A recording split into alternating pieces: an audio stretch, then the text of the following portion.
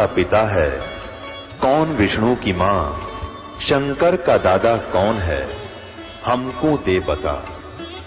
ये जानने के लिए कृपया सुनिए। जगत गुरु तत्वदर्शी संत रामपाल जी महाराज के अमृत वचन सर्व पवित्र धर्मों के पवित्र शास्त्रों के आधार पर कहते, गाड़ी बाहो खुश रहो, खेती करो खुशहाल, साईं सिर पे राखियो सही भगत हर लाल। गरीबदास जी की वाणी में ग्रंथ साहब में लिखा है कि गाड़ी बाहो खुश रहो और खेती करो खुशहाल, पर मालिक ना भूलना तो सही भगत हरलाल। तो उसके बाद हरलाल ने क्या किया, उस बैल को जोड़ा नहीं, अलग बांध दिया। भाई ये तो बाबा जी था, और कह दिया कि भाई बाबा जी तेरे मेरे पूरे हो गए और मैंने माफ कर दिया, क्षमा कर दिए, मैं ही बात से तेरे काम नहीं लूं। अब देखो, पहले वो मूर्ख कभी परमात्मा की शरण में रहा था, कबीर साहब की शरण में। वो जीव जो बाबा जी बना हुआ था, क्योंकि भटक वही रहे हैं जो मालिक के लिए, जो कभी मालिक की प्रेरणा में हुई है।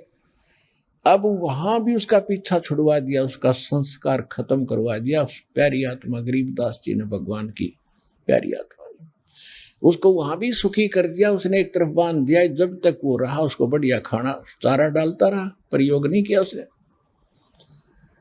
तो आज आप मालिक की शरण में आगे मनुष्य, आपके भी संस्कार ऐसे निपटा देगा। जो आपके संस्कार बने हुए, किसी का लेना है, बच्चे का कोई देना है, पिछले संस्कारों का, ऐसे जुड़े हैं हम एक दूसरे से, दूसरी बात नहीं है। तो अब हम समर्थ की शरण में आगे तो हमारा ऐसे ही छुटकारा करवा देगा, यहां भी सुख देगा और हर समस्याओं से आपका समाधान करेगा, उलगा करेगा। तो इस प्रकार परमात्मा की भक्ति कर करके, यानी मालिक की दीक्षा लेकर के और आशीर्वाद से 64 लाख भगवान के शिष्य हो गए थे। अब सुख हो जाता है प्राणी को, फिर बकवाद शुरू हो जाती है। कबीर साहब कहते हैं, सुख के माथे पत्थर पड़ो, जो नाम हृदय से जावे, बलिहारी उस दुख के, जो पल पल नाम रटावे। कबीर परमेश्वर जी हमें याद दिलाते हैं कि इसे सुख का आग लगे, ऐसी याचना किया करो, भगवान से प्रार्थना किया करो, हे परमात्मा ऐसा सुख बाढ़ में पड़े जिससे तेरी याद चली जाए, ऐसा सुख ना देना दाता, और ऐसा दुख दिए रहना मेरे मालिक जिससे तेरी याद बनी रहे। कहते सुख के माथे पत्थर पड़ो, जो नाम हृदय ते जावे, और बलिहारी व दुख के, जो पल पल नाम रटावे। हे दाता ऐसा कष्ट बनाए रखना, तेरी याद बनी रहे। लेकिन ये दयालु है, ये तो ज्ञान देता है, लेकिन सुख तो दे ही देगा। इसके पास सुख के अतिरिक्त कुछ है ही नहीं। सुख तो फालतू पड़ा है इसके पास, और फ्री में देता है, रूंगे में देता है आपको। अब सुख हो गया, 64 लाख शेष हो गए।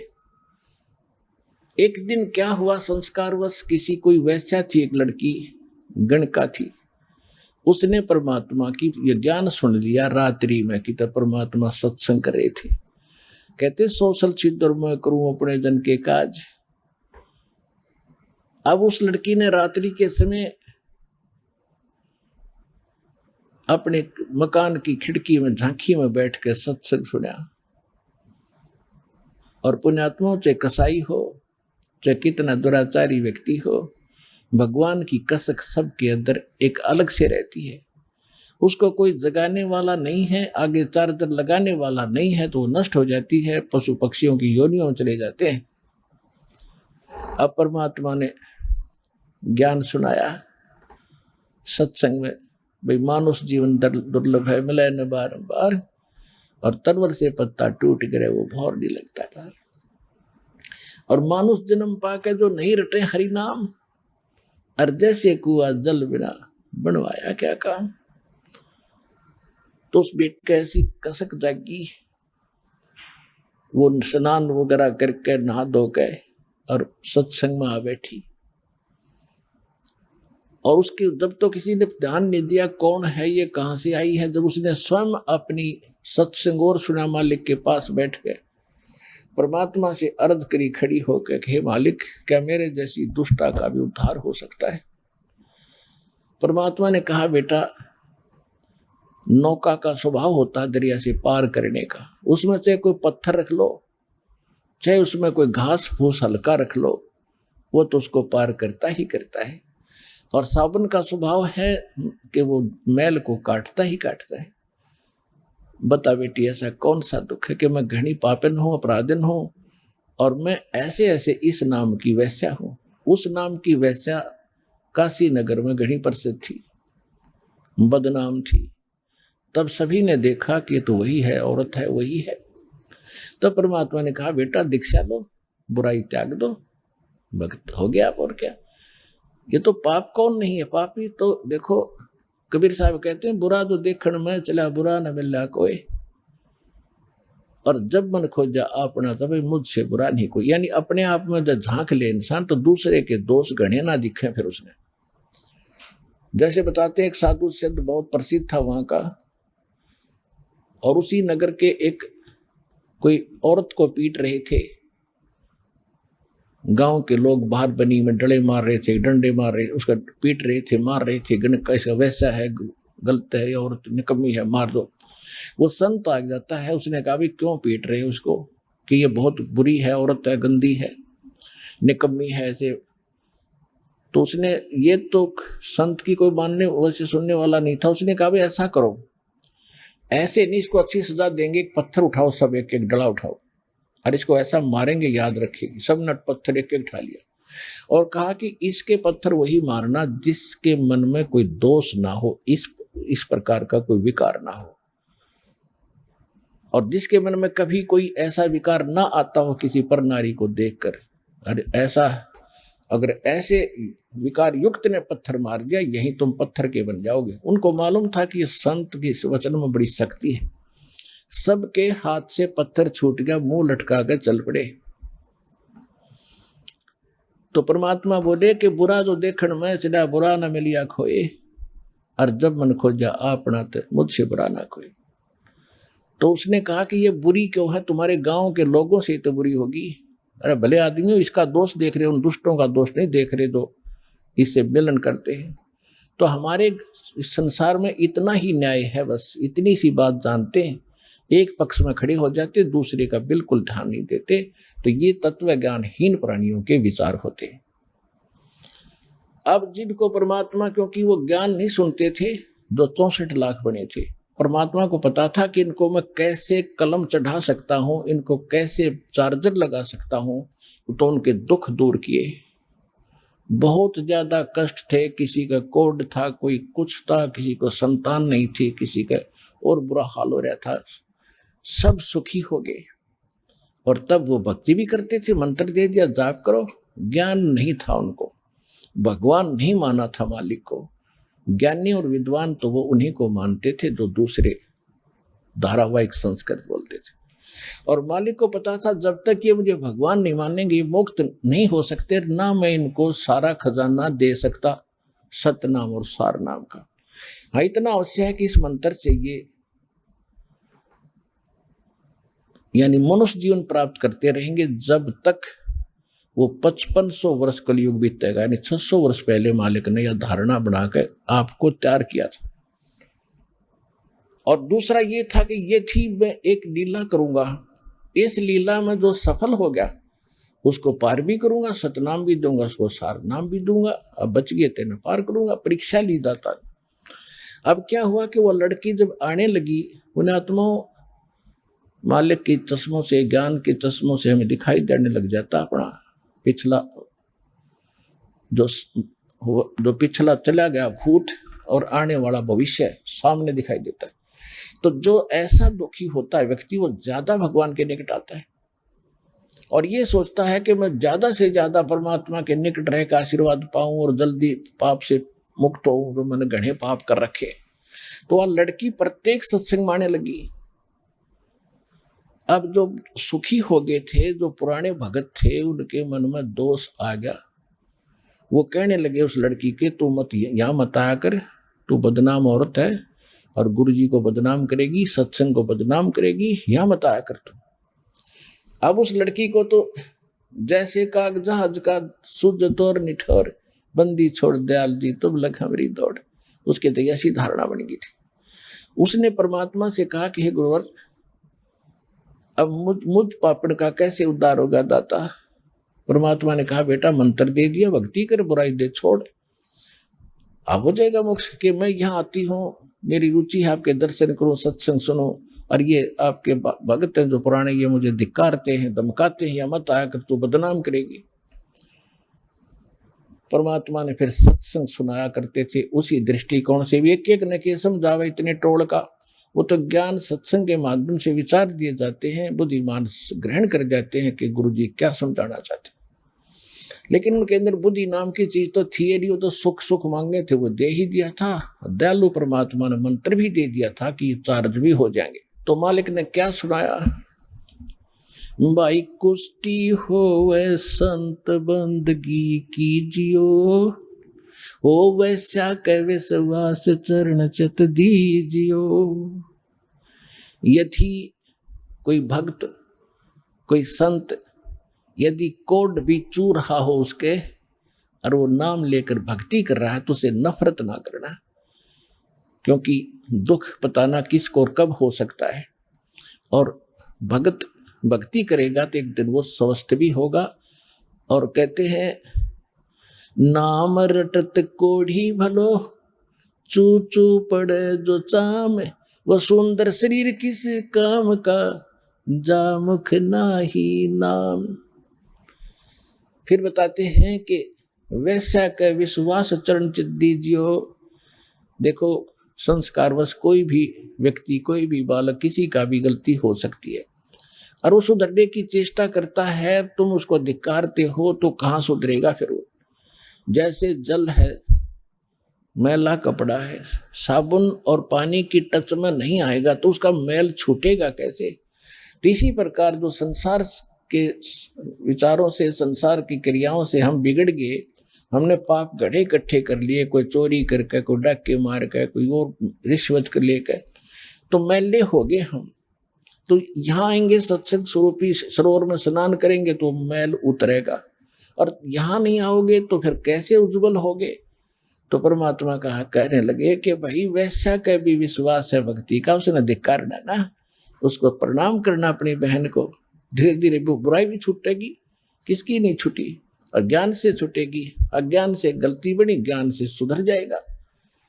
लेकिन हम तो ढीठ हो जाते हैं, अपनी विचारों को उच्च ही मानते रहे, ये हमारी गलती रही। और अब वो पुरानी बातें मालिक इसलिए दोहरा के गए थे कि प्राइम टाइम में गलती ना कर दियो तुम, फिर कैसे भी सूत में नहीं आओगी तुम्हारे।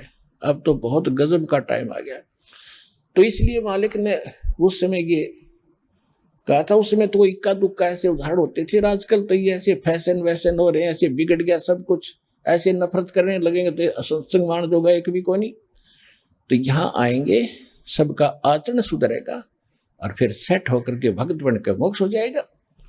लेकिन उस समय महाराज या गला उतरी नहीं, सारी संगत में सुरसुर होगी, भाई अच्छी बात नहीं कर रहे, गुरुजी ने भी सोचना चाहिए, हैं वृद्ध ज्यादा हो गए हैं इसलिए इनका दिमाग भी चल गया। यानी दोष निकालना शुरू कर दिया कुछ मूर्खों ने, और कुछ बुद्धिमान व्यक्ति थे वो ठीक है, दोष नहीं निकाल रहे थे, लेकिन लोक लाज से को मानते उसे थे। परमात्मा ने सोचा अब इनको सतनाम भी दूंगा तो कम से कम इनको एक बार, एक जैसे छाछ के अंदर कणक को डाल के ऐसे पिछोड़ते हैं ना, वो कणक तरह जाती है, थोथे उड़ जाते हैं बाहर, फटाफट उड़ के बाहर जाते हैं। तो परमात्मा ने सोचा एक पछोड़ मार के देखता हूं, ऐसे ला के देखो कितने खरे कितने थोथे हैं ये। अब ज्यादा सुरसुर होगी, मालिक ने सोचा ले एक में फड़क निकाल दो उनकी सबकी। परमात्मा ने क्या कहा, उस लड़की से कहा कि बेटी कल तू मेरे साथ आना, और सब अपना जितना भी तू हार श्रृंगार करती है सब लगा के आना। उसने कहा ठीक है पिताजी, जैसे आपकी आज्ञा, मैं आपकी बेटी, जो आज्ञा मैं आपकी पुत्री, 7वें शिष्या होगी, वचन की बेटी होगी, जैसे कहो वही होगा। उधर से रविदास जी से कहा कि एक किराए पर हाथी ला तू, जो पैसे लागन ले जा। मालिक द्वारा कोई कमी थोड़ी थी किसी चीज की, वो तो एक लीला कर रहे थे। उसको निकाल के दे दिए 50 रुपये, जा हाथी ले आ। हाथी किराए पे ले आए, लड़की को बीच में उठा लिया।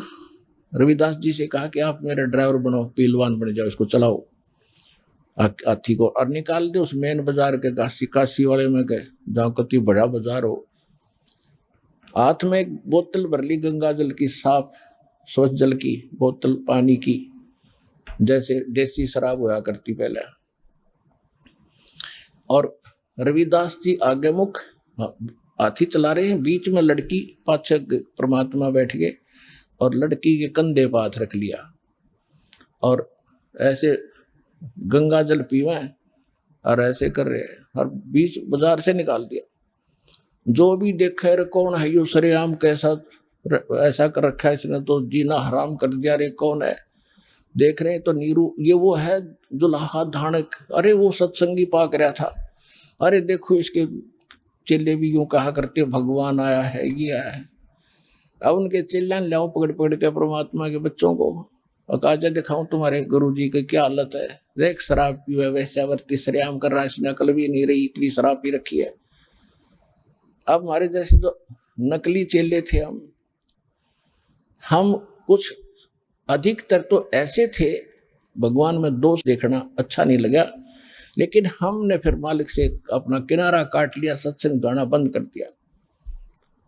और कुछ एक ऐसे थे जो परमात्मा में दोष देख गए, वो तो गुरुद्रोही हो जाते हैं। यानी दोष देखकर फिर उसके अनुकूल अपने मन में दोष लाना कि ये नीच व्यक्ति है, फलाना है, तो वो है गुरुद्रोही के लक्षण।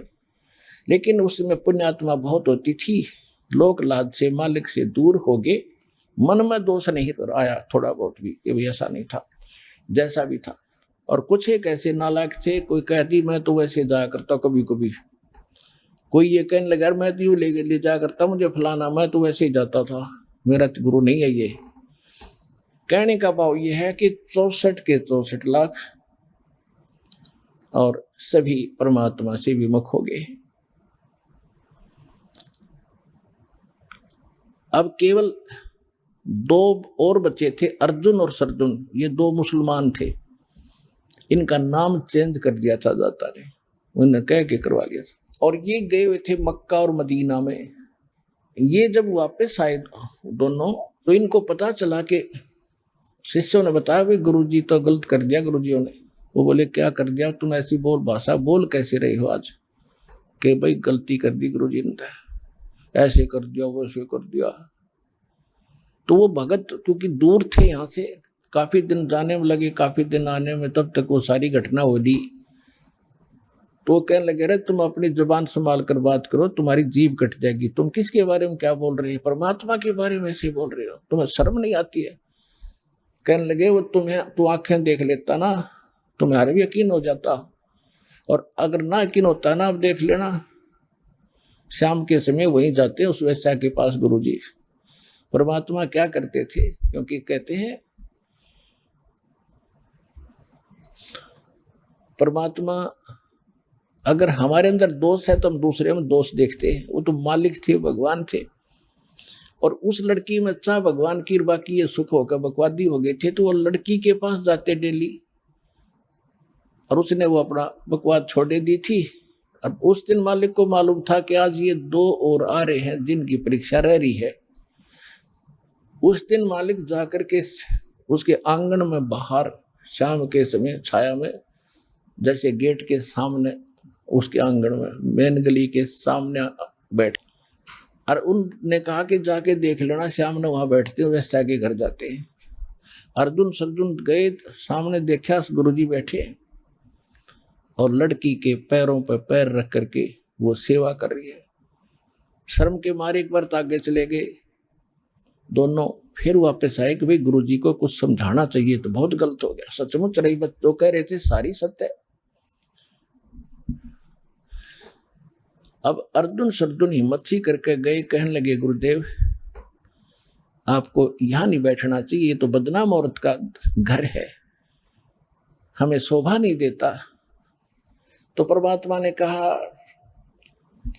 ऊंच नीच में हम रहें और ये हाड चाम की दे, अर्जुन सर्जुन समझियो तुम करियो शब्द स्नेह। है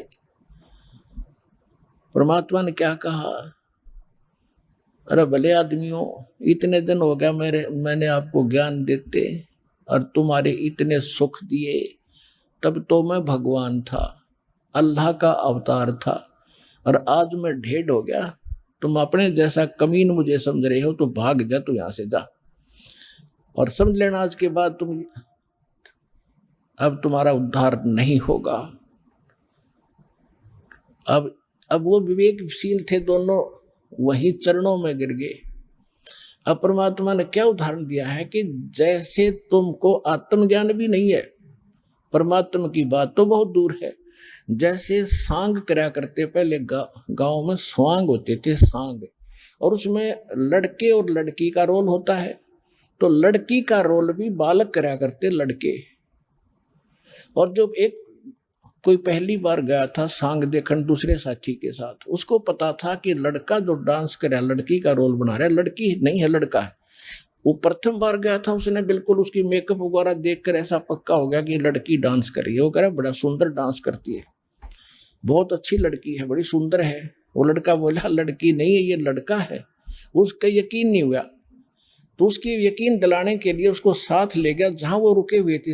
उसको अपना ड्रामा तमाशा कर लिया। उसके बाद वहां जाकर उस लड़के ने सब कपड़े वस्त्र उतार दिए, वो आर्टिफिशियल अंग लगा रखे थे, वो खुट्टी बटाएंगे दिए, वो लड़का का लड़का। तब उसके समझ में आई कि सच में ये तो लड़की नहीं थी, लड़का था। अगली बार जब वो गया स्वांग देखने के लिए, उसने वो लड़की ना दिखे थी, वो लड़का दिखा था। लड़की वाला भाव स्वप्न में भी नहीं आया उसके। तो इसी प्रकार जब आत्म तत्व का हम ज्ञान आएगा तो आज दो कवर हमारे ऊपर है, एक स्त्री के रोल कर रहे हैं अंग लगे, एक के पुरुष के। और जब आत्म ज्ञान होगा इसमें स्त्री पुरुष नहीं है, सब एक ही तत्व है। तो परमात्मा कह रहे थे कि ऊंच नीच में हम रहे और ये हाड चाम की दे। तेरे लिए तो ये बहुत बड़ी भारी बात हो रही है, मेरे को तो इस लड़की और तुम्हारे शरीर में एक जैसा गंध और गोबर दिखाई देता है, और तुम्हारे अंदर दोष है, इसलिए तुम दूसरे में दोष देख रहे हो। और जाओ, निकल जाओ यहां से। और तुम्हारे को कितनी बार समझा, अपना भक्ति में ध्यान रख, अर्जुन सर्जुन समझियो तुम रखियो शब्द स्नेह, करियो शब्द स्नेह, जो मैंने नाम दे दिया उस पर ध्यान रख, बकवादों में कुछ नहीं रखा। तो उस दोनों गिर गए, चरणों में गए, बुरी तरह रोए। घनी गलती बन गई भगवान अब से, अब हमारा कैसे मोक्ष होगा। उन्होंने तो धर्म भी नहीं छोड़ा और घर भी छोड़ रखा था, मोक्ष और आज मोक्ष में यह बात बिगड़ेगी। सारा गुरु जी ने कह दिया तेरा मोक्ष नहीं होगा। बुरी तरह रो तड़फ गए। परमात्मा बोले भाई एक बार, दो बार, 10 बार, 100 बार समझाने के बाद तुम यहाँ खड़े हो, तुम मोक्ष की इंतजार करते हो। और अब इस शरीर में तुम कितनी बात बना लो, और मैंने भी ज्ञान दे दिया, तेरे हृदय से नहीं जागी कि मैं ठीक आदमी हूं, क्योंकि आप मुझे यहां देख रहे हो, अपनी दोष से देख रहे हो। तो फिर भी वो बुरी तरह रो पड़े, बुरा हाल कर दिया, हमारा क्यों कर्मोक्ष होगा। तब कहा कि कुछ समय उपरांत मैं एक अपनी प्यारी आत्मा को भेजूंगा गरीबदास नाम से, नाम तो नहीं बताया उन्होंने, कि ऐसे ऐसे, और दिल्ली से 30 मील पश्चिम की ओर एक गांव छोटा सा होगा, उसमें उसका जन्म होगा, उसको फिर मैं मिलूंगा आकर के। उसके बाद तुम उससे दीक्षा लेना, तब तुम्हारा इस वो होगा, इसी शरीर में मोक्ष यानी कल्याण हो सकता है। आज तुम जाओगे तो वो नहीं होगा। अब वो लंबी कहानी ज्यादा ना बताएं। फिर वो गरीबदास रूप में, गरीबदास जी का जन्म हुआ छुडानी में। फिर परमात्मा उनको 10 वर्ष की उम्र में आकर मिले। तब तक वो काफी वृद्ध हो गए थे, वो 150-200 वर्ष की उम्र उनकी हो गई थी। परमात्मा ने कहा था मेरे आशीर्वाद से तुम जीवित भी रहोगे। ऐसा ही हुआ था। छुडानी में वो आए जब परमात्मा उनको, गरीबदास जी को वापस छोड़कर चले गए थे, उनको दीक्षा दे दी थी। जब वो अर्जुन सर्जुन यहाँ पर खरखोदा एक शहर है, छोटा सा कस्बा खरखोदा, सोनीपत जिले का। उसके पास एक हमायूंपुर गांव है, कति छोटा सा, उसमें 20-30 घर होंगे।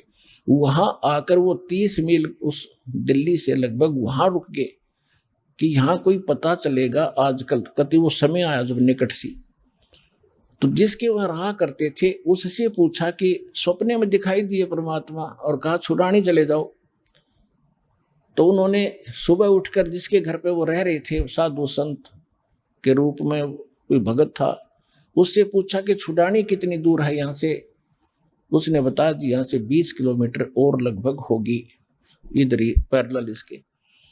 तो वो उसके अपनी गाड़ी, बैलगाड़ी में बैठाकर उनको वहां छोड़ के आया। जब गरीबदास जी से दीक्षा ली तब उनका वहां शरीर छूट गया। उनकी समाधि भी बना रखी थी, अभी वो तोड़ दी गई है छुड़ानी के अंदर। तो कहने का भाव ये है, तो ये 64 लाख जो भक्त विमुख हो गए थे और चार्ज कर दिए थे और आपको छोड़ दिया, क्योंकि ज्ञान नहीं था इसलिए छोड़ दिया था कि अब इनको मनुष्य जीवन मिलता रहेगा जब तक ये कलयुग 5500 वर्ष बीतेगा। तो आज जो 64 लाख प्राणी जन्म ले चुके हैं, वो ले चुके हैं, और अब वो ही भटक रहे हैं, कोई किसी संत के पास, कोई किसी संत के पास, सब जगह भटक के। और जब वो आएंगे, पहले सभी वही आएंगे 64 लाख जो जब बिछड़े थे, क्योंकि मनुष्य जीवन लगातार आ रहा है आपका व्यवहार भी मनुष्य जैसा है। आपके अंदर अब भी शिष्टाचार कितना है आप देखते हैं।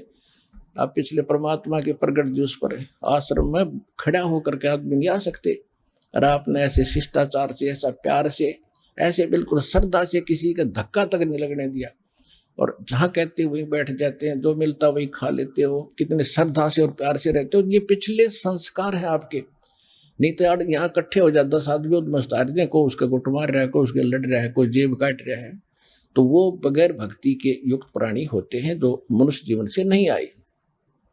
तो सबसे पहले वो 64 लाख जुड़ेंगे हमसे, और उसके बाद फिर हम चलेंगे पूरे विश्व के में कलम चढ़ाएंगे, क्योंकि महापराधी को भी शुद्ध करेंगे। तत्व ज्ञान सुना कर तुम ज्ञान सुनाओगे, फिर नाम दिलाओगे।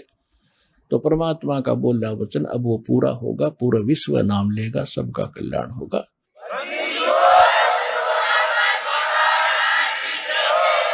गीता ज्ञान दाता अपनी स्थिति बताता है दूसरे अध्याय के 12वें श्लोक में, 10वें अध्याय के दूसरे श्लोक में, चौथे अध्याय के 5 और 9 श्लोक में, कि अर्जुन तेरे और मेरे बहुत जन्म हो चुके हैं और आगे भी होंगे।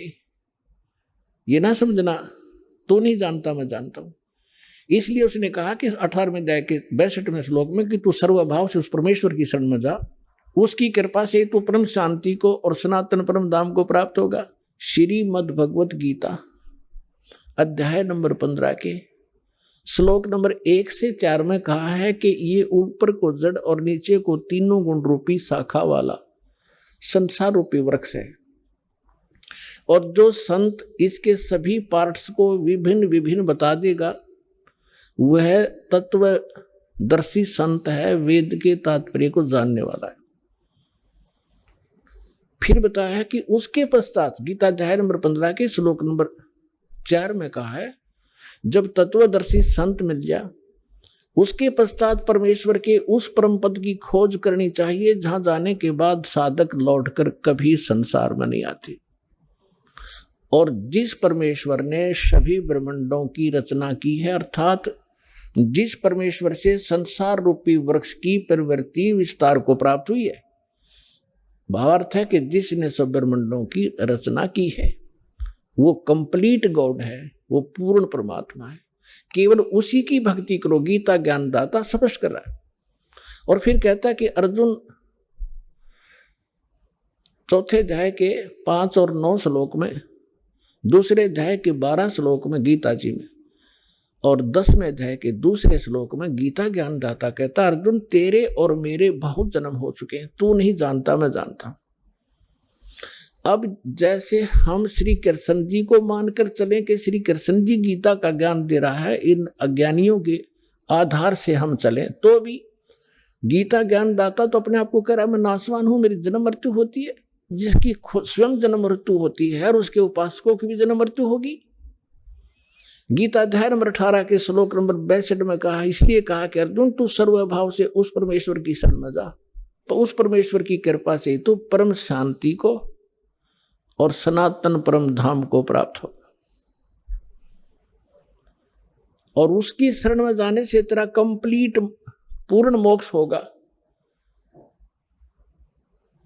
अब वो परमात्मा कौन है, कैसा है, कहां रहता है, इसकी जानकारी कहां है? गीता अध्याय नंबर 4 के श्लोक नंबर 25 से लेकर 31 तक गीता ज्ञानदाता ने जानकारी दी है कि कोई तो केवल देवताओं की पूजा करके निश्चिंत है, और कोई स्वाध्याय करता है, जैसे कोई गीता का पाठ कर लेता है, कोई वेदों का कुछ मंत्र घोट लिए उनको रिपीट करता रहता है, स्वाध्याय करता रहता है, आवर्ती करता रहता है, और कोई केवल योग अभ्यास ही करता है। कोई प्राण अपान, इसकी अपान की क्रिया को, जैसे कुछ कहते हैं कि श्वास पर ध्यान रखो, बाहर आ रहा है, अंदर जा रहा है। कोई बात हुई ना, ध्यान रखोगे तब भी ये तो आ जा रहा है। तो कहने का भाव ये है कि ये इस प्रकार की जो साधना करते हैं, कोई तपस्या करते हैं, घोर तप करते हैं, सब अपनी अपनी साधना को पापनाशक जानते हैं। यानी वो जो साधना जो कर रहा है उसने अंतिम मान रहा है, सही मान रहा है, यथार्थ मान रहा है। फिर तुरंत कहा चौथे अध्याय के 32वें श्लोक में कि अर्जुन, इन यज्ञों यानी धार्मिक अनुष्ठानों की जानकारी उस सच्चिदानंद घन ब्रह्म ने, सच्चिदानंद घन ब्रह्म ने, यानी पूर्ण परमात्मा ने, परम अक्षर ब्रह्म ने स्वयं आकर बताई है, अपनी अमृत वाणी में बोल के, अपने मुख कमल से बोलकर जो वाणी कही है वो सच्चिदानंद घन ब्रह्म की वाणी कहलाती है, कबीर वाणी है वो। उसमें इन अध्यात्म यज्ञों का, अनुष्ठानों की विस्तार से जानकारी दी गई है, और वो तत्व ज्ञान है। उसके जानने के बाद तो सब पाप कर्मों से मुक्त हो जाएगा। अब चौथे अध्याय के 34वें श्लोक में कहा कि अर्जुन, उस तत्व ज्ञान को जो सच्चिदानंद घन ब्रह्म स्वयं अपने मुख कमल से आकर बोलता है, वो तत्व ज्ञान है। अपनी अमृत वाणी में बोलता है, अपने मुख से बोलता है, वो तत्व ज्ञान है। और उस तत्व ज्ञान को तू तत्वदर्शी संतों के पास जाकर समझ। उनको दंडवत प्रणाम करने से, कपट छोड़कर उनकी सेवा करने से वह तत्वदर्शी संत तुझे तत्व ज्ञान का उपदेश करेंगे। अपने आत्मा, ये श्री मद भगवत गीता का अनुवाद कर्ताओं ने अपनी बुद्धि को श्री कृष्ण जी पर फिट रखा कि श्री कृष्ण जी गीता का ज्ञान दे रहे हैं, श्री कृष्ण जी परब्रह्म हैं, श्री कृष्ण जी ही पूर्ण ब्रह्म हैं। और इसी को आधार मानकर गीता जी का अनर्थ कर डाला इन्होंने अनुवादों का। अनुत्तम को और सर्वश्रेष्ठ लिख दिया। अनुत्तम शब्द एक चौथी कक्षा के बच्चे ने पूछ ले, भाई बेड अंग्रेजी में पूछ ले किसी बच्चे को, गुड किसे कहते हैं और बेड किसे कहते हैं, उत्तम किसे कहते हैं, अनुत्तम किसे कहते हैं। उत्तम श्रेष्ठ, अनुत्तम अश्रेष्ठ, घटिया। अरे ननाड़ियों ने, अज्ञानियों ने, अनुवादकर्ताओं ने अनुत्तम शब्द का अर्थ कर दिया जिससे उत्तम कोई और ना हो। है तेरा गजब है ये। अब थोड़ी सी झलक दिखाते हैं आपको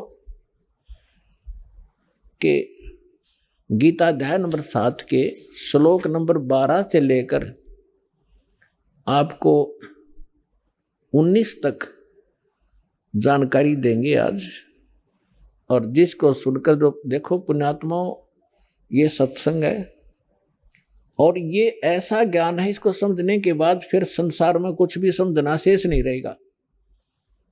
पुण्यात्माओं, आप विद्यार्थी हैं, पूरे विश्व के मानव, आपको पोशाक अलग से मिली है। ये शरीर क्या है? एक चोगा है, चोला है। ये कवर हमारे ओरिजिनल शरीर के ऊपर, जो सूक्ष्म शरीर है उसके ऊपर ये कवर है, एक कपड़ा है। संतों ने इसको चोला कहा है। वस्त्र, गीता जी में इसको वस्त्र कहा है कि जैसे व्यक्ति पुराने वस्त्र त्याग कर नए वस्त्र ग्रहण कर लेता है, ये शरीर ऐसा है। तो ये जो ड्रेस आपको मिली है मानव वाली, आप विद्यार्थी हैं और आप अपना उद्देश्य भूल चुके हो, क्योंकि आपको टीचर ठीक नहीं मिला। क्योंकि संसारिक व्यक्तियों के जो क्रियाएं हम देखते हैं, हम उसी में ढल गए कि बस इतना ही काम है हमारा, और कभी तीज त्योहार हुआ तो थोड़ा बहुत बना के अपने करके पूजा पाठ खा लिया, बस इतना ही काम है, बाकी हमारा काम तो यही है। संसारिक करते हुए हमने ये इतना ही मान रखा था, बच्चे हो गए, इनका पालन पोषण कर दें, इनका विवाह कर दें, फिर इनका संतान हो जाए, हम मर जावा, फाइनल हो गया। अरे ये तो स्टार्ट भी ना करा मनुष्य का काम हमने, ये तो पशु पक्षी भी कर रहे थे इसी काम को। तो हमें टीचर ठीक नहीं मिले, जिस कारण से हमारी रुचि नहीं बनी जितनी बननी चाहिए थी। अब यदि परमात्मा ने ये विशेष मनुष्य जीवन ना देना होता, इसका कोई विशेष कार्य ना होता, तो 84 लाख प्रकार की बना दी योनियां एक और बना देता उनके जैसी। ये उन पुण्यात्माओं को ये पोशाक मिली है जो बहुत पुण्यकर्मी प्राणी है, जो परमात्मा पाने योग्य नंबर प्राप्त है उनको, इसलिए उनको ये प्रवेश हुआ है इस भगवान वाली यूनिवर्सिटी में जिसमें परमात्मा पाया जा सकता है। उनको ये ड्रेस न्यारी मिलती है। स्कूल के बच्चे होते हैं, उनकी ड्रेस अन्य होती है, और अन्य जो बच्चे काम खेतों में करते हैं, मजदूरी करते हैं, उनकी ड्रेस अन्य होती है। इसी प्रकार आप विद्यार्थी हैं, और आध्यात्मिक गुरु जो होते हैं ये टीचर होते हैं, और टीचर का काम होता है कि सिलेबस पढ़ावे, अपनी लोक वेद दंत कथा नहीं सुनाओ बच्चों को। वो तो दुश्मन होता है उनका जो सिलेबस से हटकर ज्ञान देता है। तो आज तक जितने भी हमारे धर्म गुरु थे, उन महापुरुषों को छोड़ जिनको भगवान मिले हैं, जिनके शुभ नाम दास ने पहले बता दिया आपको, बाकी सभी हमें लोक वेद सुना रहे थे, गीता अपने सदग्रंथों से हटकर ज्ञान सुना रहे थे।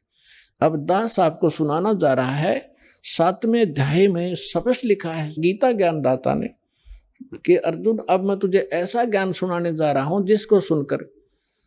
जिसको जानकर फिर संसार में कुछ जानना शेष नहीं रहेगा। अब देखिएगा, अब इससे पहले थोड़ा सा कंसेप्ट ये क्लियर करता हूं। 4थे अध्याय का 32वें श्लोक में इन्होंने गड़बड़ कर रखी है, अनुवाद करता हूं ने। ये देखिएगा 4थे अध्याय का 32वां श्लोक, ये है श्रीमद् भगवद गीता, गीता प्रेस गोरखपुर से प्रकाशित है, जयदयाल गोविंद का इसके अनुवादक हैं, और ये अध्याय नंबर 4 का और श्लोक नंबर 32।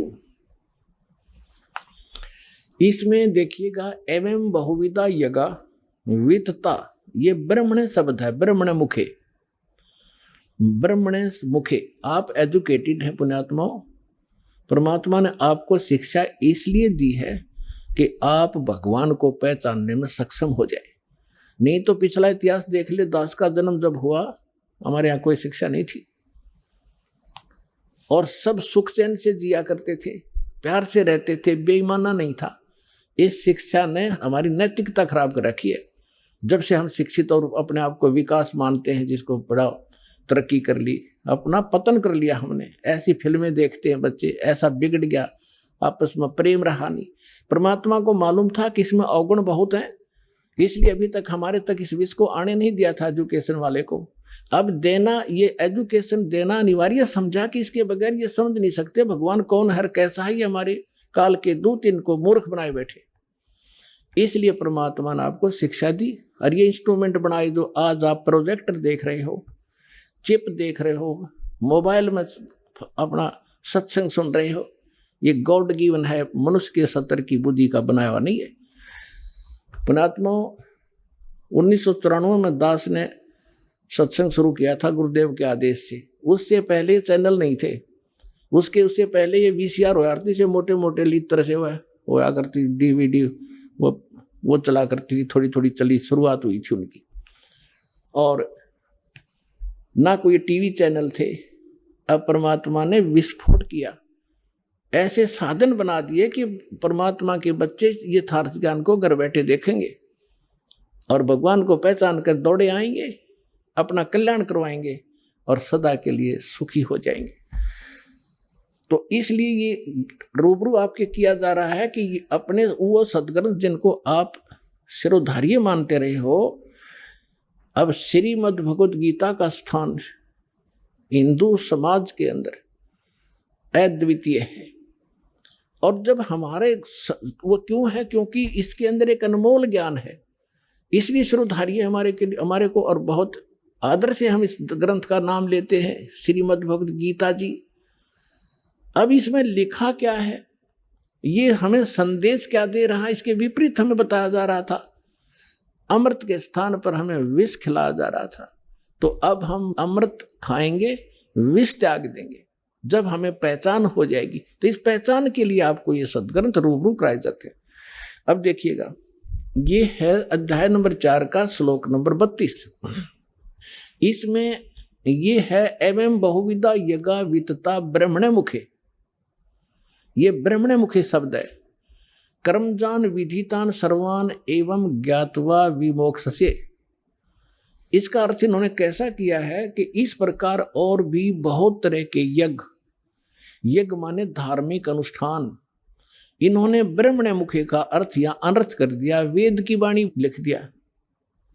वेद की वाणी में विस्तार से कहे गए हैं और उन सब को तू कर्म जान। ये गलत है, शारीरिक क्रियाओं द्वारा संपन्न होने वाले जान। इस प्रकार तत्व से जानकर उनके अनुष्ठान द्वारा तू कर्म बंधन से सर्वथा मुक्त हो जाएगा। अब इन्होंने जो गड़बड़ की है यहां की है, ब्रह्मणे मुखे का अर्थ कर दिया वेद की वाणी। अब देखिएगा, कहते हैं चोर चुरावे तुंबड़ी और गड्ढे पानी में, वो गड्ढे व ऊपर आवे न सच्चाई छनी ना। अब किसी चोर ने किसी का तुम्बा चुरा लिया और उसने छुपाने की कोई जगह पाई ना, पानी में छोड़ा नीचे और बाहर बैठ जाकर इतनी देर में फिर आ ले ऊपर, वो फिर दबे, वो फिर कितना चमक जाए थोड़ा सा ऊपर ने। तो इन्होंने कोशिश बहुत की है सच्चाई को उस तुम्बे की तरह जल में छुपाने की, पर छुपा नहीं करता जल में तुम्बा। तो अब देखिएगा गीता अध्याय नंबर 17 के श्लोक नंबर 23 में यही शब्द है ब्रह्मणे। यहां इन्होंने अनुवाद ठीक कर दिया। ये देखिएगा अध्याय नंबर 17 का श्रीमद् भगवद गीता और श्लोक नंबर 23 में ओम तत्सत इति निर्देश है। ये ब्रह्मणे शब्द है। ब्रह्मणे त्रिविध समर्थ है। ब्राह्मणा तेन वेदा च यज्ञा च विहिता पुरा। इसका अर्थ इन्होंने सही किया यहां पर। ओम ओम तत् तत् सत सत, ऐसे यह है 3 प्रकार का ब्रह्मणे माने सच्चिदानंद घन ब्रह्म का नाम कहा है। ये ब्रह्मणे का अर्थ ये है असली। ब्रह्मणे माने सच्चिदानंद घन ब्रह्म। अपने आत्माओं, ब्रह्म का अर्थ वैसे तो परमात्मा होता है, लेकिन ब्रह्म से जैसे ईश माने क्या होता है? स्वामी, मालिक, परमात्मा। ईश कहो, ब्रह्म कहो। अब फिर परब्रह्म शब्द हो रहा है, हमने सुनने को मिला परब्रह्म, यानी इससे नेक्स्ट ब्रह्म, ब्रह्म से नेक्स्ट। जैसे एक दादा, एक परदादा, दादाजी से दूसरा दादा, नेक्स्ट ग्रैंडफादर। तो ब्रह्म, फिर परब्रह्म, फिर हमने सुना है पूर्ण ब्रह्म। और महापुरुषों की वाणी में हमने सुना है पार ब्रह्म। पार ब्रह्म का अर्थ है कंप्लीट, सबके पार, सबसे पार वाला, सबसे आखिर वाला। तो श्रीमद् भगवत गीता अध्याय नंबर 15 के श्लोक नंबर 16 और 17 में 3 पुरुष हैं। पुरुष कहो, राम कहो, ईश कहो, ब्रह्म कहो। अब जैसे ब्रह्म, फिर परब्रह्म और फिर पूर्ण ब्रह्म, इसी प्रकार गीता जी में 3 पुरुष बताए हैं 15वें अध्याय के 16 और 17 में। अब पहले वहां ले चलते हैं आपको, फिर ये सारा ज्ञान आपका समझ में आओगा। अपने आत्माओं, इतने इंटेलिजेंट मानव बना है आज, इन कंप्यूटर को घुमा रहे हैं छोटे छोटे बेटे और बेटियां। इन मोबाइलों में ऐसे सिस्टम है, इनको बड़ी अच्छी तरह से सेट कर चला लेते हैं। अरे अध्यात्म मार्ग में सब तो पिछड़ गए हम, अब हम अध्यात्म मार्ग में ऊपर आएंगे, पूरा विश्व सुखी होगा, आप भी सुखी होगे, आत्मिक शांति होगी। जो परमात्मा काम किया करता, परमात्मा आपके साथ रहेगा, आपको वो सुख देगा। अब देखो कितने ही अच्छी फिल्म आप देख रहे हो और कितनी सुख सुविधा आपने उपलब्ध कर दी वैज्ञानिक तरीके से, और कल एक जवान बेटे की मृत्यु हो जा, एक आंख नहीं सुहा, वो टेलीविजन और वो गाने उन्हें फोड़ना दिल कराए न फूक दो कि तगेर के। तो पुण्यात्माओं, ये नकली सुख है, असली सुख भगवान से मिलेगा, जो दास आपको विधि बताएगा।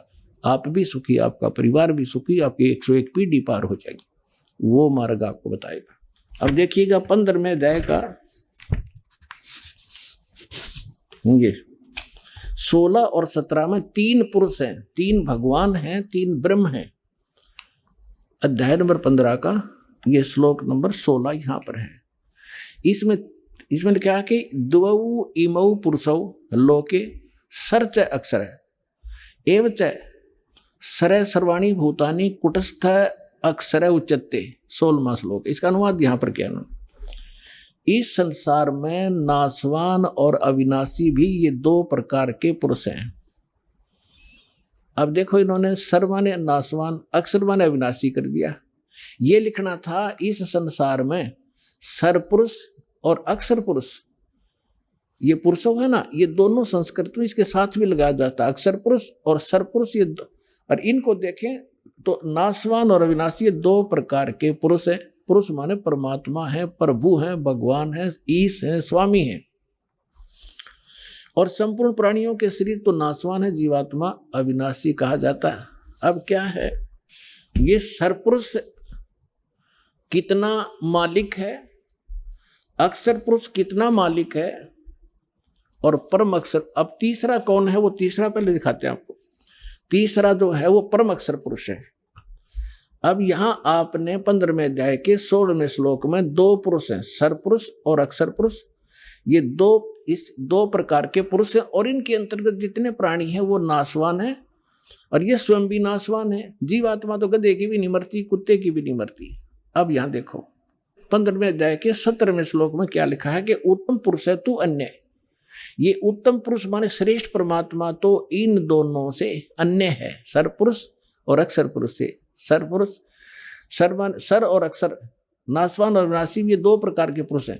इसमें लिखा है 17वें श्लोक में 15वें अध्याय के कि उत्तम पुरुष है तू अन्य परमात्मा इति उद्धारत है, ये लोग तरम आवी से विवर्ती अवैश्वर है। उत्तम पुरुष तो अन्य ही है, इन दोनों से कोई और है, वो श्रेष्ठ भगवान परम अक्षर ब्रह्म 3रे नंबर का। उत्तम पुरुष तो अन्य ही है, जो तीनों लोकों में प्रवेश करके सबका धारण पोषण करता है। वो अविनाशी परमेश्वर परमात्मा इस प्रकार कहा जाता है। इसी 15वें अध्याय के प्रथम मंत्र में ये देखिएगा, 15वें अध्याय का प्रथम मंत्र में इसमें कहा है कि ऊर्ध्व मूलम अधः शाखम अश्वत्थम प्राहु अवम छंदासी यस्य पर्णानि ये तम वेद स वेदवित्। इन्होंने अनुवाद किया है कि ऊर्ध्व मूलम, आदि पुरुष परमेश्वर मूल वाले, इसका अर्थ करना था ऊर्ध्व माने ऊपर को, जड़ वाला वो तो पूर्ण परमात्मा है। और अधः शाखम, यहां इन्होंने अधः का अनर्थ कर दिया, ब्रह्मा रूप मुख्य शाखा वाले नहीं, अधः माने नीचे होता है, ऊर्ध्व माने ऊपर होता है। इसमें अधः 2 बार है, अधः अधः, ये 2रे श्लोक में। अब यहां इन्होंने, और ऊर्ध्वम भी है, यहां देखो इन्हीं का अनुवाद देखते हैं। अधः माने नीचे है, अधः माने नीचे, अधः माने नीचे, और ऊर्ध्व माने ऊपर, ऊर्ध्वम माने ऊपर। अब यहां देखो, हम फिर आगे वापस 15वें अध्याय के प्रथम श्लोक में, ऊर्ध्व मूलम अधः शाखम, ऊर्ध्व मूलम अधः शाखम, ये अधः शाखम, ये ऊर्ध्व मूलम अधः शाखम अश्वत्थम प्राहु अवम अविना छंदासी यस्य पर्णानि ये तम वेद स वेदवित्। अब इन्होंने ये गलत किया है, यह लिखना था ऊपर को जो जड़ वाला, ऊपर को जड़ वाला वो तो परमेश्वर है, पूर्ण परमात्मा है, ये ठीक है। अधः शाखम गलत कर दिया, नीचे को शाखा वाला। और संसार रूपी पीपल के वृक्ष को अविनाशी कहते हैं, वेद जिसके पत्ते कहे गए हैं। और उस संसार वृक्ष को जो व्यक्ति, जो संत मूल सहित तत्व से जानता है, वह है सवेदवित, वह वेद के तात्पर्य को जानने वाला है। वो तत्वदर्शी संत है जो इस संसार रूपी वृक्ष के सभी विभागों को बता देगा। ये देखिएगा, संसार रूपी वृक्ष दिखाता हूं आपको पहले। ये है ऊर्ध्व मूलम अधः शाखम, अधः शाखम, ऊर्ध्व मूलम अधः शाखम, अश्वत्थम प्राहु अव्यम, छंदासी यस्य प्रणानी, ये तम वेद स वेदवित। अब देखिएगा, ये है वृक्ष जो जमीन से बाहर दिखाई देता है। परमेश्वर ने, कबीर परमेश्वर जी ने 600 वर्ष पहले अपना ज्ञान बताया था एक, और वो लीला ऐसी ही करते हैं, अपने मुख कमल से यथार्थ ज्ञान बोलते हैं और उस ज्ञान को फिर लिपिबद्ध कर लिया जाता, वो सच्चिदानंद घन ब्रह्म की वाणी कहलाती है। उसमें उन परमात्मा ने कहा था, अक्षर पुरुष एक पेड़ है और सरपुरुष वाकी डार, निरंजन कहो सरपुरुष कहो, और तीनों देवा शाखा है, बाई पात रूप संसार। आइए अब हम उन श्रद्धालुओं के अनुभव जानते हैं जो जगत गुरु तत्वदर्शी संत रामपाल जी महाराज जी से दीक्षा प्राप्त कर चुके हैं तथा उनके द्वारा बताए गए भक्ति मार्ग पर चल रहे हैं। नमस्कार सर। नमस्कार सर। क्या नाम है सर आपका? मेरा नाम भरत गुप्ता, जिला हमीरपुर, यूपी से रहने वाला हूँ। सर, संत रामपाल जी महाराज से नाम दीक्षा लेने से पहले आप क्या भक्ति साधना करते थे? सर, जो हिंदू धर्म में प्रचलित भक्ति है, जैसे कि गणेश जी को मानना, शंकर जी को मानना, विष्णु जी को मानना, बस इन्हीं सारी देवी देवताओं की भक्ति करता था। मेरा ज़्यादा इंटरेस्ट नहीं होता था क्योंकि मैं स्टडी करता था, तो बस थोड़ी सी यही कि कभी कभार बस मंदिर चला जाता था, बाकी कोई डट के भक्ति नहीं करता था मैं। सर, आपने बताया कि आप स्टडी करते करते ब्रह्मा विष्णु महेश व अन्य देवी देवताओं की पूजा करते थे, तो स्टडी करते करते आपको संत रामपाल जी महाराज की जानकारी कहाँ से प्राप्त हुई? सर, मेरे एक कलीग्स हैं, लेडी भगत हैं जिनका नाम दीपिका गुप्ता, उन्होंने मुझे मेमोरी कार्ड श्री संत रामपाल जी महाराज के सत्संग वाले दिए भर के। तो मैंने, वो हमसे बोलती थी कि सत्संग सुना करो, तो मैंने जब जब टाइम मिलता था मुझे, तो मैं सत्संग सुन लेता था। तो बस इन्हीं मतलब पलों के बीच मुझे परमात्मा की कसक हुई और 10 जून 2015 को संत रामपाल जी महाराज से नाम दीक्षा ले ली। सर, आपने बताया कि 2015 में संत रामपाल जी महाराज से आपने नाम दीक्षा ली, लेकिन संत रामपाल जी महाराज 2014 से जेल में हैं, तो आप संत रामपाल जी महाराज से कैसे जुड़े? सर, जब मैं सत्संग सुनता था तो मुझे एक अलग मतलब कसक मिलती थी परमात्मा की, एक अलग इंटरेस्ट जागता था। तो मैंने, जो मेरे कलीग थी जिन्होंने मुझे मेमोरी कार्ड भर के दिया था सत्संग का, तो मैंने उनसे पूछा कि मुझे परमात्मा की शरण में या संत रामपाल जी महाराज की शरण में जाना है, तो मैं कैसे जाऊं? तो उन्होंने बोला कि कानपुर मेरे नज़दीकी जो नामदान सेंटर है, तो उसमें जाके तुम नाम दीक्षा ले सकते हो। और कानपुर के अलावा ऑल ओवर वर्ल्ड में संत रामपाल जी महाराज के जेल में होते हुए बहुत से नामदान सेंटर खुले हुए हैं। सर, संत रामपाल जी महाराज से नाम दीक्षा लेने के बाद आपको कोई लाभ भी प्राप्त हुए? जी सर, सबसे पहले तो मुझे एक आध्यात्मिक लाभ प्राप्त हुआ कि जैसे बचपन से मैं सुनता आ रहा था कि सबका मालिक एक है, लेकिन जैसा कि हिंदू धर्म में 33 करोड़ देवी देवता हैं, तो वो सबके मालिक एक तो है नहीं। तो सबसे पहले जब मैं संत रामपाल जी महाराज से जुड़ा तो मुझे पता चला कि सबका मालिक एक है और वो मालिक कबीर परमात्मा है, कबीर इज़ गॉड। और इन्हीं सबके चलते मैं आपको एक लाभ बताना चाहता हूँ कि मैं कानपुर से लखनऊ आ रहा था, स्कूटी से था, तो मैं हाईवे पे था, तो हाईवे में एक गड्ढा पड़ा, तो मेरी स्कूटी उस गड्ढे में गई और कम से कम 3 फीट ऊपर जंप करी स्कूटी। और ऐसा मुझे लगा कि किसी ने मेरे साथ स्कूटी को भी पकड़कर एक बिल्कुल स्ट्रेट नीचे रख दी हो। ना स्कूटी बिल्कुल भी डिस्टर्ब नहीं हुई, ना मैं डिस्टर्ब हुआ, ना मुझे एक स्क्रैच हुआ, ना मैं गिरा, ना कुछ। और वो समझ लीजिए कि मेरे लिए एक जीवन दान साबित हुआ। और ऐसे ही मैं एक बार लखनऊ में मेन सड़क पे स्कूटी से था, तो मैं मतलब पैर मेरे रोड पे थे, सड़क पे थे, तो एक ऑटो का एक पहिया, लेफ्ट वाला पहिया मेरे पैर पे चढ़ गया। तो मुझे उस टाइम एट अ टाइम मुझे बहुत पेन हुआ। तो मैंने सभी लोग ने मुझे देखा तो मुझसे बोले कि आपका पैर तो या तो फ्रैक्चर हो गया या फिर आपको कोई चोट हो गई तो इंटरनली। तो मैंने कहा नहीं, ऐसा नहीं हो सकता। तो मैंने मन में ही संत रामपाल जी महाराज से अरदास लगाई कि परमात्मा एट अ टाइम तो मुझे बहुत पेन हो रहा, प्लीज़ इस पेन को ख़त्म करिए और ऐसा कुछ भी ना हो जो ये लोग बोल रहे हैं। तो ज़्यादा से ज़्यादा मैक्सिमम टाइम 5 मिनट में मेरा वो पेन ख़त्म हो गया। ना मुझे कोई स्क्रैच, ना कोई फ्रैक्चर, ना कोई हड्डी, कुछ भी नहीं टूटी। मैं जैसा था वैसा ही कि वैसा हूँ। सर आपने बताया कि आप स्टडी कर रहे हैं, स्टडी करते करते आपने संत रामपाल जी महाराज का ज्ञान समझा व उनसे नाम दीक्षा ली। तो आज ये कहा जाता है कि भक्ति साधना बुढ़ापे में करनी चाहिए, तो आप क्या सही कर रहे हैं? जी सर, बिल्कुल मैं तो बहुत सही कर रहा हूँ। और ये जो आपने बात बोली है कि ये सारी चीज़ें जो भक्ति होती है ये सब बुढ़ापे की चीज़ें होती हैं, इस मेरे साथ हुई भी है। बहुत सारे लोगों ने, मेरे रिलेटिव्स ने, मेरे फ्रेंड्स लोग, मेरे माता पिता और भी जो लोग हैं, उन्होंने मुझसे कहा कि अभी तुम्हारी ये एज नहीं है भक्ति करने की, तुम्हारी स्टडी करने की है, अपनी लाइफ सेटल करने की, पहले कुछ अपना फ्यूचर बना लो। लेकिन मुझे लगता है कि ये फ्यूचर तो जब हम ही नहीं रहेंगे तो ये फ्यूचर क्या होगा? अगर मान लीजिए मैं कुछ बन गया और मेरी कल के दिन कोई डेथ हो गई तो वो किस काम की मेरी पोस्ट। इसीलिए ये जो भक्ति करते हैं ये कोई एज से नहीं होती, ये जब परमात्मा की शरण मिल जाए हमें तब ग्रहण करनी चाहिए। संत रामपाल जी कहते हैं कि हमें तो भक्ति हर पल हर श्वास वो श्वास से करनी चाहिए, जिससे हमारा पास्ट और फ्यूचर और प्रेजेंट तीनों हमारा अच्छा बने, ताकि हम अपनी बुढ़ापे को भी जवानी के तरीके से काट पाएँ। जो भी भगत लोग या जो भी भाई संत रामपाल जी महाराज से जुड़े हैं, बूढ़े हैं, वो भी अपने ये बुढ़ापे को एक अच्छे और सरल तरीके से काट रहे हैं। और मतलब उनको कोई भी दुख तकलीफ नहीं है, उनको फ़र्क ही नहीं पड़ता कि हम बुढ़ापे में हैं या फिर हमारी जवानी है। सर क्या कारण है संत रामपाल जी महाराज जेल में होने के बाद भी उनकी लोकप्रियता बढ़ती चली जा रही है, क्या कारण है?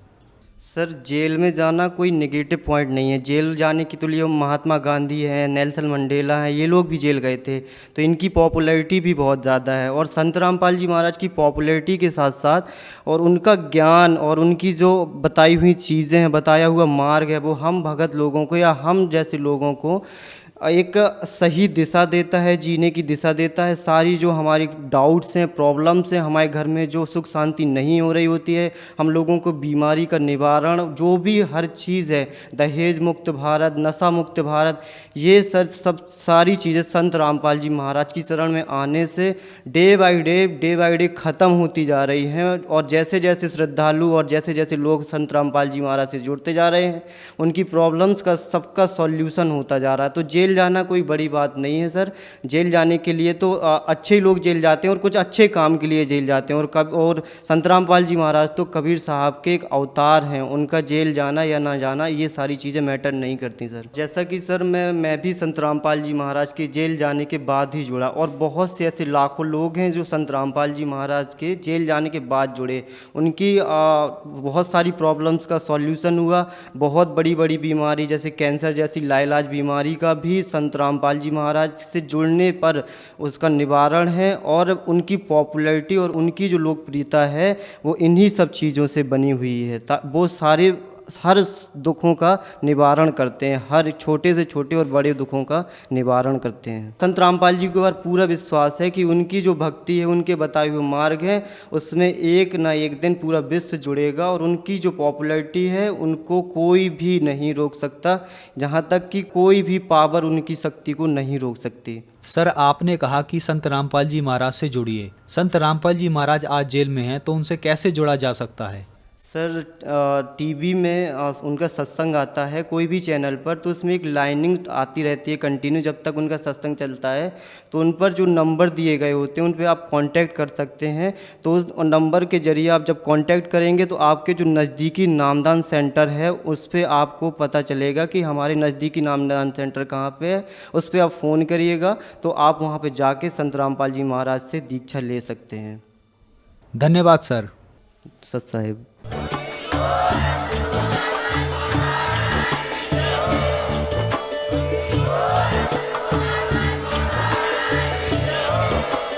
आप सुन रहे थे जगत गुरु तत्वदर्शी संत रामपाल जी महाराज जी के मंगल प्रवचन। अधिक जानकारी के लिए विजिट कीजिए हमारी वेबसाइट www.jagatgururampalji.org। संत रामपाल जी महाराज जी के शुभ आशीर्वाद से पूरे विश्व भर में 500 से भी ज्यादा नाम दीक्षा केंद्र हैं, जिन पर संत रामपाल जी महाराज जी द्वारा ऑनलाइन निशुल्क नाम दीक्षा दी जा रही है। अपने नजदीकी नाम दीक्षा केंद्र का पता करने के लिए संपर्क करें 8222880541।